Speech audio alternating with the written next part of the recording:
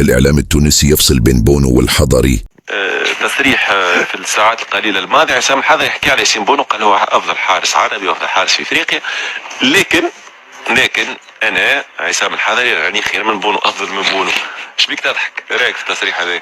نضحك على خاطر باش نقول لك توا حضري الناس الكل معناتها متفاهمين اللي هو معناتها حارس ممتاز، من اقوى الحراس معناتها اللي تخلقوا في القاره العربيه والافريقيه. ما تنجمش تتقرر في روحك في بونو. الراجل لعب تشامبيونز ليج، لعب في سي في، كانت مومون دوني كان تحب عليه مانشستر، تحب عليه جماهير كبيره. الراجل عاد بيرفورمانس 4 كوب دافريك عصام الحضري. 4 كوب دافريك. ايش مدخلنا في الكوب دافريك؟ الراجل الكوب دي موند اللي فاتت راهو غاس لوي راهو فما 65% المقارنه لا تجوز. لا تجوز. هذا البونو اقوى منه ياسر. شنو تحكي بجدك ولا تفادلك؟